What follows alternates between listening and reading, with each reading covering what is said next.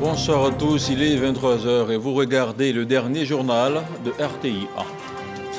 La Banque mondiale se dit satisfaite des objectifs atteints par le PAMOFOR, le projet d'amélioration et de mise en œuvre de la politique foncière rurale en Côte d'Ivoire, un projet qu'elle finance à hauteur de 50 millions de dollars et sur 5 ans, une mission d'experts vient de s'achever à Abidjan. Les mutilations génitales féminines, on en parle dans ce journal. En Côte d'Ivoire, près de 37% de femmes en sont victimes. Entre 2020 et 2021, les cas de MGF pris en charge sont passés du simple au double de 13 à 26. Amant, la ministre Nassene Batouré a tiré la sonnette d'alarme. Et puis nous irons à la découverte d'un cours d'eau qui baigne la Côte d'Ivoire et le Mali. À Débété, dans le département de Tingrela, un affluent du fleuve Niger fait l'objet d'un trafic de tout genre entre les deux pays.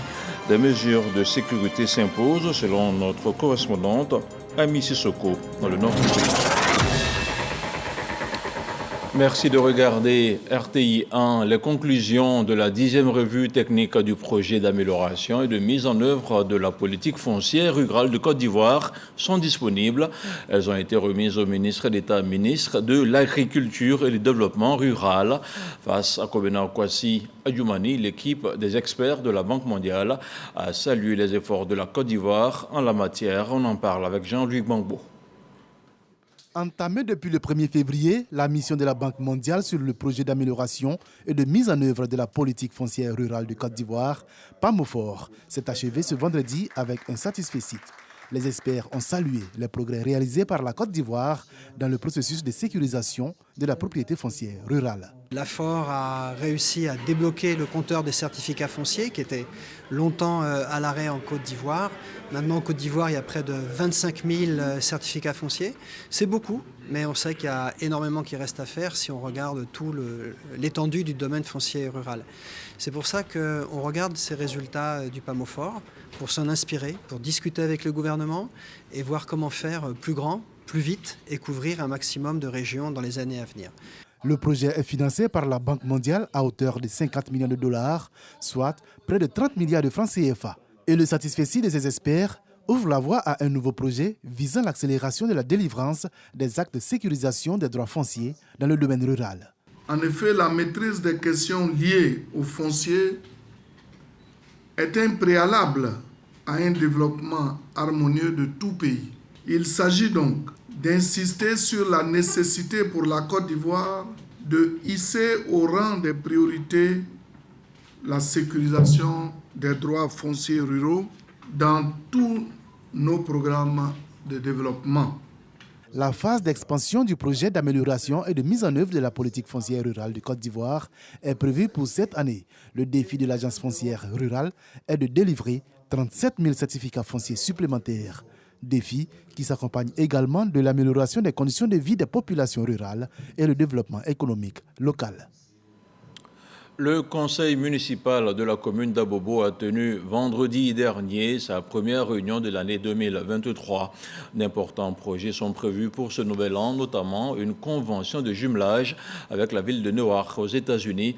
Le maire Kandia Kamara a aussi appelé ses collaborateurs à améliorer les recettes de la municipalité. Mohamed Khalil Diomandé, Franck Quadio. Le maire Kandia Kamara veut positionner Abobo au rang des communes qui comptent. Et pour réaliser l'idéal, elle entend s'inspirer des bons exemples en matière de développement communal.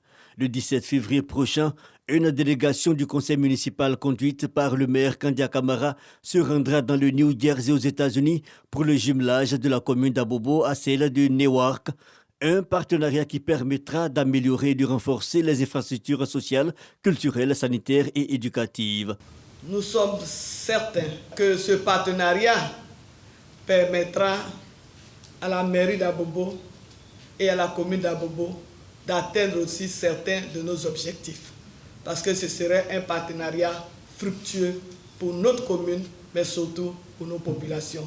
Abobo est en plein chantier et porte de grandes ambitions. Kandia Kamara exhorte donc ses collaborateurs à améliorer les recettes pour la facilitation de la mise en œuvre de tous les projets en cours et ceux envisagés. Quand on a de grandes ambitions, il faut aussi avoir de grands moyens. Si nous voulons que le président soit encouragé avec son gouvernement, à nous aider, il faudrait que nous-mêmes, nous fassions des efforts. C'est la raison pour laquelle je voudrais encore une fois encourager les uns et les autres à faire en sorte que la commune d'Abobo et la mairie d'Abobo aient plus de moyens, plus de ressources. L'objectif, in fine, c'est d'améliorer les conditions de vie et de travail de nos populations. 2023 étant une année électorale, le conseil municipal invite les Abobolais à cultiver la paix et à prôner le vivre ensemble, des impératifs pour booster le développement d'Abobo. Direction la route d'Alépé sur le site d'Aoué. Le ministre de la Construction, du Logement et de l'Urbanisme s'est rendu vendredi dernier. Bruno Nabagné-Kone est allé voir de près l'évolution des travaux des opérations immobilières. Il en a profité pour réaffirmer l'ambition du gouvernement de faire émerger un nouveau pôle urbain dans la commune d'Anyama et dans la sous-préfecture de Brofo-Doumé. Le compte-rendu de l'ancien Bakayoko. Ce sont environ 300 hectares de foncier qui ont été mobilisés par le ministère de la Construction et mis à la disposition de plusieurs promoteurs immobiliers tirés sur le volet. Il s'agit pour Bruno Nabagné-Kone de relancer l'ambitieux programme présidentiel de construction de logements sociaux, économiques et de standing. Notre ambition, donner aux Ivoiriens un logement qui soit décent, qui soit abordable. C'est vraiment la première équation sur laquelle nous travaillons. Et puis, en même temps, nous travaillons pour faire en sorte que nos populations aient un cadre de vie qui soit le plus agréable possible. À travers ces nouveaux projets, le gouvernement envisage de faire émerger un nouveau pôle urbain, une ville nouvelle moderne, fonctionnelle, smart, intégrée au tissu urbain environnant et porteuse de développement pour l'ensemble de la commune d'Anyama et de la sous-préfecture de Brofo-Doumé. Nous profitons de cet arrêt ici pour lancer cet appel aux promoteurs ivoiriens, aux promoteurs internationaux, à tous les promoteurs qui aujourd'hui souhaitent intégrer ce projet, de nous rejoindre.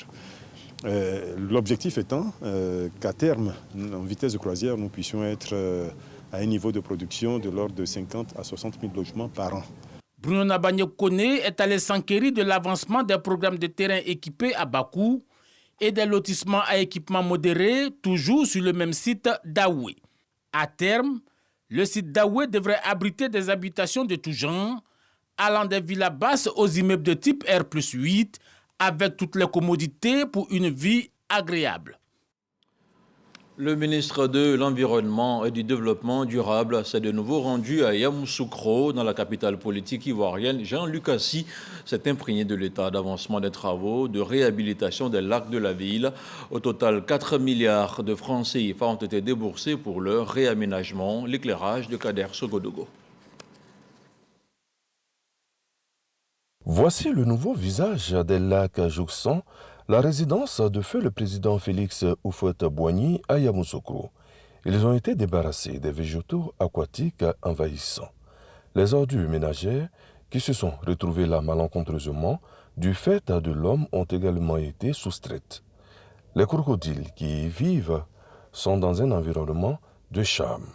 Sans trop s'approcher, on devine aisément qu'ils apprécient ce confort. En septembre 2022, en lançant les travaux de réhabilitation des lacs de Yamoussoukro, le ministre de l'Environnement et du Développement durable, Jean-Luc Assis, voulait en arriver là. Et les choses semblent aller dans le bon sens à l'issue de cette visite. Nous sommes satisfaits du travail qui a été fait. C'est vrai qu'il y a près de 13 lacs, mais sur les 13 lacs, qui représentent à peu près 230 hectares, nous avons pu traiter au jour d'aujourd'hui 110 hectares, qui représentent à peu près 5 lacs. Tout fait pour mettre fin au dépôt des ordures ménagères. Un impératif. Pour pouvoir garder donc l'ossature de ces lacs qui représentent quelque chose d'important en termes d'écotourisme pour Yamoussoukro, j'exhorte donc la population de Yamoussoukro à faire en sorte que ces lacs-là soient entretenus. C'est vrai, nous avons nettoyé donc l'intérieur de ces lacs, mais les abords des lacs doivent être traités. Mais ça, c'est l'affaire des populations. Le ministre-gouverneur rassure quant à son engagement à œuvrer pour la dépollution des lacs de Yamoussoukro. Il va falloir mettre sur pied un programme d'assainissement de ces lacs-là et peut-être un peu plus de rigueur dans la façon dont les maquis sont installés, voir comment ils se débarrassent de leurs déchets comment traiter, apporter une solution à ce problème-là. Parce qu'on aura beau nettoyer, tant que ce problème général d'assainissement n'aura pas été résolu, les nuisances continueront. Le projet de réhabilitation des lacs de Yamoussoukro est financé entièrement par l'État de Côte d'Ivoire à hauteur de 4 milliards de francs CFA, un montant qui prend en compte l'acquisition de 4 engins nautiques. Le projet prend fin en septembre 2023. Je vous le disais en début d'édition, la journée mondiale de lutte contre les mutilations génitales féminines pour ce qui concerne la Côte d'Ivoire s'est tenue cette année dans le district des Montagnes. À Mans, la rencontre a mobilisé plusieurs ONG, mais également des associations. Les autorités administratives, religieuses et coutumières de la région du Tonkoui ont aussi pris part à la célébration. Tous ont marqué leur engagement à mettre fin à cette pratique honteuse pour la femme. On regarde le compte-rendu de Mamadou Kouassi, notre envoyé spécial dans la région. Responsables d'ONG, guides religieux, autorités coutumières et administratives, ainsi que les organismes internationaux étaient tous mobilisés dans la cour de la préfecture de Mans pour crier leur ras-le-bol face à la mutilation génitale féminine, particulièrement l'excision. Exclusion, ça suffit! Exclusion, ça suffit! Occasion pour ces femmes ayant abandonné cette pratique culturelle de prendre des engagements à la face de la nation. Ce n'est pas important de faire du mal aux jeunes filles. Maintenant, nous vous disons qu'à partir d'aujourd'hui, on a laissé le couteau pour toujours. Pour les accompagner dans leur démarche, les victimes et les ex-pratiquantes reçoivent de la part de la ministre Nassine Batouré un appui financier. Un appui financier de 2 800 000 francs CFA pour ces 28 femmes pour leur permettre de réaliser des activités génératrices de revenus. Cette célébration de la journée mondiale de lutte contre la mutilation génitale féminine à Mans a été une tribune de sensibilisation et de prise d'engagement. Le roi va stimuler tout le monde pour que nous nous engagions à respecter ce qu'on vient de dire, à savoir bannir le MGF. Nous œuvrons chaque jour pour que ces femmes-là vraiment soient restaurées, pour que ces femmes-là aient la paix, pour que ces femmes-là puissent vivre librement. J'en appelle au sens de responsabilité des chefs traditionnels, des chefs de communauté, des chefs religieux, pour qu'ils s'engagent résolument auprès de nos populations dont ils ont la charge dans la mise en œuvre du processus de transformation des normes sociales pour mettre fin à la pratique de l'excision dans notre district et dans notre région. Le gouvernement et le système des Nations Unies restent fermes face à la résurgence de cette pratique honteuse pour la femme, une pratique non médicale qui cause d'énormes dégâts chez les victimes. Pour ce qui est du système des Nations Unies, nous voudrions encore une fois saluer les efforts du gouvernement pour mettre fin à la pratique, mais vous rassurer de notre appui et de notre accompagnement. Il est vrai que ce sont les femmes qui tiennent le couteau, qui mutilent. Il est aussi bon de reconnaître que certains hommes contribuent explicitement ou tacitement en autorisant cette pratique dans leur famille et dans la communauté. C'est pourquoi la présente cérémonie est une occasion pour nous d'attirer particulièrement l'attention des hommes, des jeunes hommes et des garçons, afin que nous soyons tous sensibles à la détresse de nos sœurs et de nos filles. En Côte d'Ivoire, les régions nord et ouest restent les plus touchées par ce fléau et le taux de prévalence des mutilations génitales féminines varie entre 36 et 38%. On dénombre plus de 26 cas signalés l'année dernière et totalement pris en charge. Elles sont plus de 200 millions de femmes qui souffrent de cette pratique dans le monde. Et sans transition aucune, on se penche maintenant sur le point de la situation de la Covid-19.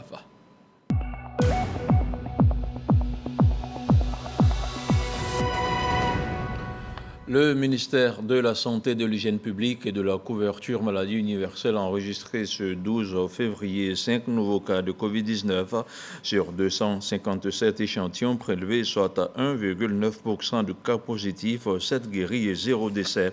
À la date du 12 février, la Côte d'Ivoire compte donc 88 063 cas confirmés, dont 87 186 personnes guéries, 834 décès et 43 cas actifs. Le nombre total d'échantillons est d'1 675 040.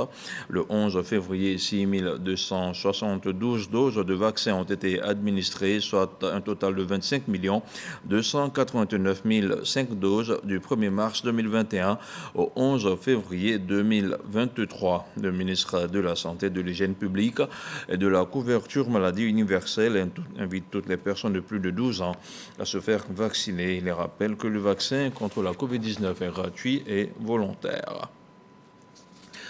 Ce 13h, dans le cadre du Dimanche Magazine, le représentant résident de l'UNESCO en Côte d'Ivoire était l'invité d'Herman Guivet, sinon de la rédaction de RTI 1. Omar Diop a parlé du prix Félix Houphouët-Boigny UNESCO pour la recherche de la paix. Je vous propose de suivre un extrait de son intervention. La présence de tous ces chefs d'État dénote une volonté politique actuellement du président Alassane Ouattara, qui a beaucoup contribué dans la consolidation de la paix, la réconciliation, la cohésion sociale. Et donc, à travers son leadership, il y a eu la mobilisation de ces invités qui sont d'une importance capitale. Au-delà des présidents d'autres pays, nous avons eu les 3 présidents de ce pays.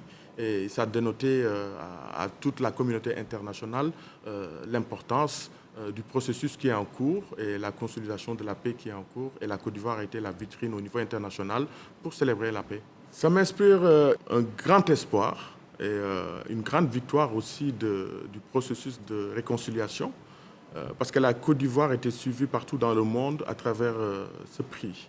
Et le pays a pu servir d'exemple, à montrer à tout le monde entier qu'ils ont dépassé un niveau qui était ce niveau de crise. Mais aujourd'hui, on est à un niveau où ces leaders politiques sont capables de se mettre ensemble et de célébrer la paix ensemble en mobilisant de leur côté et en consolidant tous pour la réussite et l'atteinte d'une situation paisible et une cohésion sociale. 19 millions de francs CFA, c'est l'enveloppe de l'emploi jeune lauréate du concours Miss 2.0, édition 2022. Selon le ministre Mamadou Touré, ce soutien financier permettra d'accompagner ces jeunes filles porteuses de projets novateurs dans différents domaines. Le compte-rendu de Mohamed Khalil Diomandé dans un commentaire de Franck Kodio. Makani Touré, sacrée lauréate du concours Miss 2.0 édition 2022, et sa première dauphine reçoivent des mains du ministre Mamadou Touré un chèque de 5 millions de francs CFA. La deuxième dauphine, quant à elle, bénéficie de 2 millions de francs CFA. Chacune des 7 finalistes de la compétition perçoit également la somme de 1 million de francs CFA. Au total, 19 millions de francs offerts par le ministère de la Promotion de la Jeunesse à travers l'agence Emploi Jeunes pour l'accompagnement de ces filles dans la réalisation de leurs projets. Alors la mise en œuvre de mon projet va commencer par une phase pilote qui va contenir 6 localités autour d'Abidjan. Et dans ces 6 localités-là, nous allons sélectionner 25 femmes auxquelles on va faire le renforcement de capacité, on va faire l'analyse des sols. Le projet se base sur des cultures maraîchères. Outre les lauréates, le comité d'organisation du concours est gratifié d'un chèque de 10 millions de francs CFA. Un montant qui va permettre de pouvoir bien organiser les différentes étapes du concours. Pour Mamadou Touré, cet appui financier global de 29 millions de francs au concours Miss 2.0 est simplement la traduction en acte de l'engagement pris par le président Alassane Ouattara, celui de faire de 2023 l'année consacrée à la jeunesse. Le gouvernement s'engage aujourd'hui à soutenir toutes les initiatives jeunes qui apportent une plus-value à l'évolution donc, de notre pays et surtout au bien-être des populations. J'ai été agréablement surpris par donc, la qualité des projets présentés par ces jeunes filles. Donc ces ressources sont mises à disposition, mais en lien avec le comité d'organisation, nous allons donc faire un suivi pour nous assurer qu'effectivement ces jeunes dames ont pu mettre donc en œuvre leurs différents projets. Créé en 2020, Miss 2.0 est un concours digital de leadership féminin. Il met en compétition des candidates sélectionnées sur la base de leurs capacités intellectuelles, compétences, projets et de leur engagement communautaire. Direction d'Ebete, dans la région de la Bagoué, où un affluent du fleuve Niger fait le bonheur des populations riveraines entre la Côte d'Ivoire et le Mali, ce cours d'eau paisible ouvre la porte à un trafic de tout genre. Des vivres et des non-vivres y transitent pour le Mali voisin. Une frontière naturelle qui a pour jour de marché les jeudis, mais qui pose bien de problèmes sécuritaires. Un dossier réalisé par Ami Sissoko. Un environnement paisible, un cours d'eau calme. Une quiétude perturbée par le bruit de pirogues à moteur tous les matins à partir de 6 heures. Nous sommes sur l'un des affluents du fleuve Niger à Débété, à 33 km de Tingrela, dans l'extrême nord de la Côte d'Ivoire. De l'autre côté de la rive se trouve le Mali. Et pour s'y rendre, vous avez seulement 5 minutes de traversée et moins d'1 kilomètre à parcourir. Ce cours d'eau, c'est toute une histoire apprise par Daouda Kone, le fils du chef du village de Débété. On appelle Débété Bas. Ça quitte au Guinée, sur ce Tokala Débété. Après, c'est Fouakwala, premier village de sous-préfecture de Mali. Ici, autochtones et halogènes tirent profit de cet affluent du Niger. C'est le cas du Aboukane, un pêcheur malien résident à Débété. Mais ce jour-là, pas de poissons à cause de la montée des eaux. Avant, nous trouvions assez de poissons. Et par jour, nous pouvions aller jusqu'à même 40 kilos. Et en ce temps, même le poisson était vendu à 400. Aujourd'hui, on n'en trouve pas assez. Par jour, on a 8, ou alors quand on a trop, c'est 10 kilos. Selon Daouda Kone, plus de 200 personnes en provenance du Mali traversent ce cours d'eau pour se rendre à Débété tous les jeudis, jour de marché. Ce cours d'eau frontalier, c'est le chemin prisé pour faire transiter vivres et non-vivres. L'absence d'un poste de contrôle douanier est une aubaine pour les commerçants. Donc on préfère chaque fois venir payer en Côte d'Ivoire et nos clients sont satisfaits non seulement des prix mais de la qualité des motos que nous avons ici. Mali, on connaît la situation là-bas, ils en ont besoin. Je vends le toll bag, je vends le ciment. Cette traversée quotidienne est un business juteux pour les jeunes de Débété. Seuls, ces chiens qui ont choisi l'andage pour gagner l'autre rive sont exemptés des frais de passage fixés à la tête du client ou en fonction du poids de la marchandise. Droit de passage par personne, 200 à 2000 francs et jusqu'à 5000 francs CFA pour les marchandises. Une tarification fortement décriée. Moi, je fais chaque jour les va-et-vient. Le premier jour, en passant, on m'a dit 1000 francs pour moi, 500 pour la moto. Aujourd'hui, c'est 2500, on me demande de payer en tout pour la traversée. S'il passe le matin, le soir, s'il vient, on ne prend pas l'argent. Mais si tu dors là-bas encore, tu vas payer. Parce que si le moteur est gâté là, on ne peut pas réparer ici. Ils n'ont pas le choix. Ce passage naturel est aussi le plus court chemin pour se rendre à Bamako, la capitale du Mali, à un peu plus de 300 km. Un pays en proie depuis des années au terrorisme. La question de la sécurité se pose donc. Il y a beaucoup de gens qui passent. Mais il y a des gens, si nous on ne connaît pas, ils viennent les attraper, aller au village, pour aller lui demander, questionner. S'ils voient qu'il n'est pas mauvais type, ils laissent. La population est suffisamment sensibilisée, puisqu'il y a eu des cas ici où il y a des personnes suspectes, enfin, qu'on ne connaît pas dans le secteur, qu'ils ont saisi, qu'on a envoyé à la gendarmerie pour enquête. Pour désenclaver cette zone, bientôt la construction d'un pont sur le fleuve Débété. Ce sera par le biais du programme d'échanges commerciaux de l'Union transfrontalière des collectivités territoriales de l'espace Sikasso, Korogo, Bobo-Dioulasso, Escabo.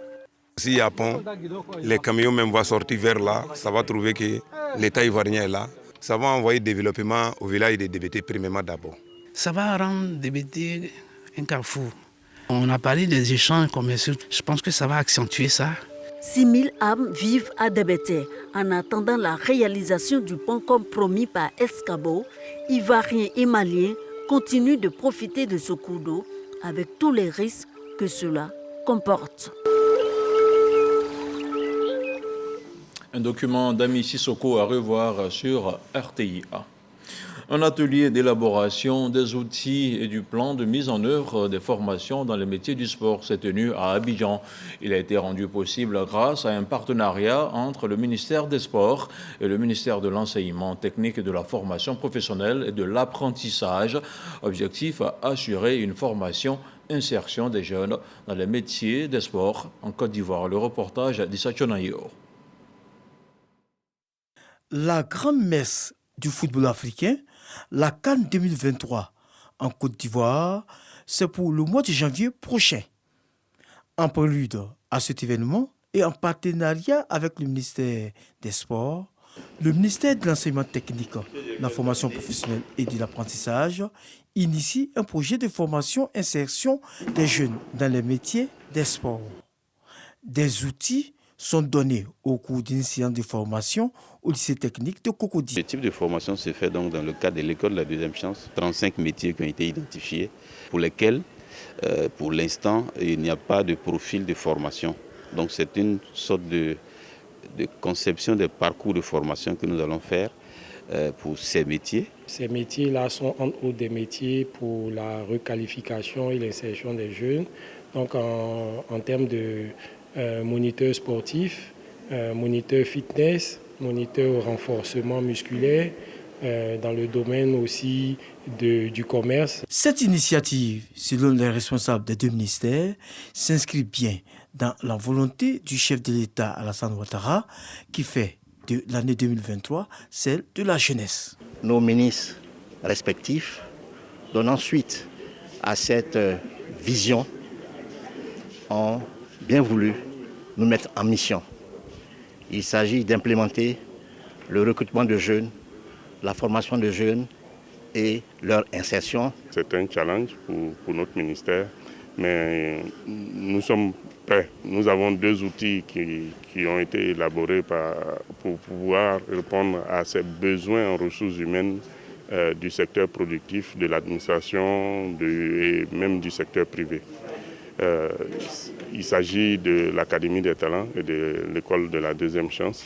5000 jeunes sont concernés par ce projet. Un projet qui vise à donner à ces jeunes des qualifications reconnues et valorisées avec des parcours de formation normés et solides. Sport toujours du football, cette fois-ci avec le seul représentant ivoirien à la Coupe de la Confédération qui jouait ce dimanche à Yamoussoukro. La SEC Mimosa, malgré une nette domination, n'a pu battre le club congolais de Motema Pembe, score final 0 but partout. Le résumé de la rencontre avec Véronique Conan et Samuel Mech. La SEC et le Motema Pembe n'ont pas pu se démarquer dans ce début de compétition à Yamoussoukro. Essis Baudelaire et ses coéquipiers qui avaient l'avantage du terrain n'ont pu trouver le chemin défilé malgré cette occasion qui leur est offerte à la 41e minute de jeu. 0-0 à la pause. De retour du vestiaire, la SEC tient toujours la barre mais ne concrétise pas ses occasions de but. La défense congolaise tient tête au Mimo. Plusieurs actions de la SEC restent vaines. Les occasions de but se multiplient, mais la SEC reste maladroite. Score final 0-0. Une mauvaise opération comptable pour le champion de Côte d'Ivoire qui perd ses premiers points. La SEC occupe la deuxième place de la poule qui est dominée par les Diables Noirs du Congo victorieux. 3-0 des Rivers United du Nigeria, que les Jaunes et Noirs affronteront le dimanche prochain au Nigeria. Un mot de politique à présent dans la commune de Koumassi. Le RHDP a présenté ses nouveaux adhérents aux populations. Parmi eux, Raymond Ndoyi Yapi et Narcisse Yapi. Les nouveaux transfuges du PDCI ont décidé de rallier le RHDP pour participer à la construction de la Côte d'Ivoire. Logoriti Aboussanogo. C'est dans l'effervescence et la joie que le rassemblement des oufouettistes pour la démocratie et la paix, RHDP, a présenté aux populations de Koumassi ses nouveaux adhérents. Parmi eux, l'ex-maire de la commune de Koumassi, ex-vice-président du PDCI RDA, et Undri Narcisse, ex-directeur du cabinet du président du PDCI RDA. Aujourd'hui, j'aborde la couleur orange après avoir rangé le vert. Et comme vous pouvez le constater, je garde le blanc de la sincérité, de l'engagement. le blanc de la paix. En un mot, le blanc de l'oufouettisme vrai. Une décision qui ravit militants, cadres et sympathisants du RHDP. Nous repartons regayadis avec le message de paix, avec le message d'union. Aujourd'hui, personne n'est sans savoir que le président Alassane Ouattara apporte le développement en Côte d'Ivoire.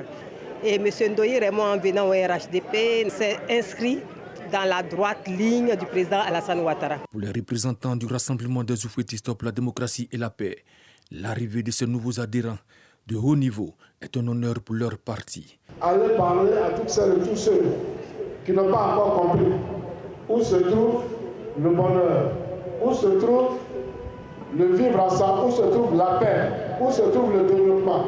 Il faut aller les convaincre.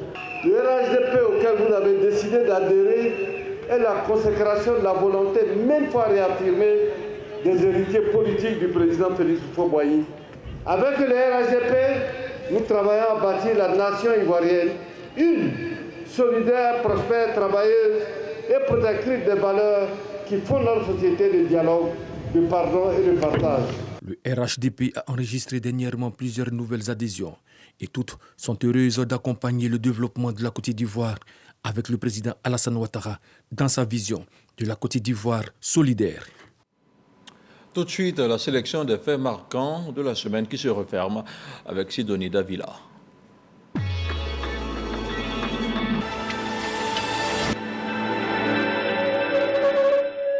Un séisme de magnitude 7,5 a frappé le sud-est de la Turquie et la Syrie, provoquant l'effondrement de plusieurs immeubles. À ce jour, plus de 28 000 personnes y ont trouvé la mort selon les derniers. Bilan officiel communiqué. Le Programme alimentaire mondial a établi à plus de 800 000 le nombre de personnes touchées par le séisme. L'armée congolaise a défilé dans Goma pour rassurer la population au lendemain d'une manifestation violente contre la force est-africaine. Cette force est accusée d'inaction face aux rebelles du M23. Créée l'an dernier, la force régionale est-africaine a pour mission d'imposer la paix dans l'est de la RDC où le M23 est à l'offensive depuis fin 2021.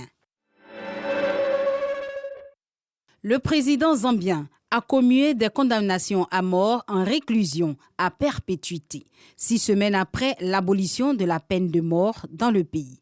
Au total, 390 prisonniers purgeront désormais une peine à vie. La Zambie est le 25e pays d'Afrique subsaharienne à avoir aboli la peine de mort, selon Amnesty International. Les chefs de la diplomatie du Burkina Faso, du Mali et de la Guinée se sont rencontrés à Ouagadougou. À cette occasion, les 3 pays ont souhaité la levée de leur suspension de la Communauté économique des États de l'Afrique de l'Ouest et de l'Union africaine. Ils avaient été suspendus de ces 2 organisations après les prises de pouvoir par des militaires. Au moins 10 soldats ont été tués lors d'une embuscade tendue par un groupe d'hommes armés terroristes dans la région de Tillabéri, à la frontière du Mali. Le ministère annonce 16 personnes disparues et 13 militaires blessés. La riposte des soldats et l'intervention des vecteurs aériens ont forcé les assaillants à se replier. La 4e journée d'action contre la réforme des retraites a été marquée par un regain de mobilisation dans les rues de plusieurs villes françaises. Plus de 900 000 manifestants ont défilé partout en France selon le ministère de l'Intérieur, des chiffres en hausse par rapport au 7 février où les autorités avaient recensé plus de 700 000 manifestants au niveau national. Le Gabon doit organiser cette année un triple scrutin présidentiel, législatif et local. Mais les représentants de l'Union européenne ont annoncé qu'ils ne déploieront pas d'équipe pour surveiller le processus de vote. Une nouvelle qui inquiète l'opposition.